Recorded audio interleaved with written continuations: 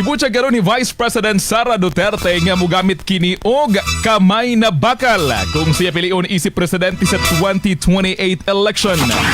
Kini ang gisulti ni Vice President Sara Duterte sa interview sa Vox Populi, ang boses ng bayan.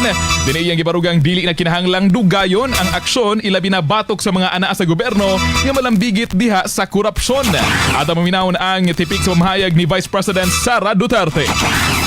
Unang-una, ano talaga yan yung kamay na bakal sa mga nasa ilalim, hindi mo palalampasin. Kumbaga, pag merong ginawa, alis kagad, palitan kagad. Hindi na yung pag-uusapan pa, itatago pa, hindi ganun.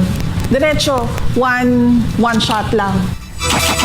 Samtang giklarasab ni VP Sara nga wala sa iyang kinaiyang ang mubalos ilabi na sa mga mihimo og kaniya og dili maayo. Apan iyang giklarong kinahanglang dunay manubag diini ang gibutyag nga duna na kini na recruit nga mahimo niyang vice presidente. At minahon ang duga mamahayag ni Vice President Sara Duterte.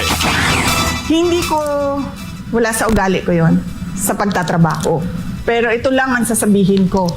Hindi pwede na walang managot. Yung nire-recruit ko na Vice President, siya ang magpapanagot sa mga gumawa ng mali sa bayan. Para ako, nakatutok ako sa trabaho ng Presidente. Ang sunod-sunod na pamahayag ni Vice President Sara Duterte.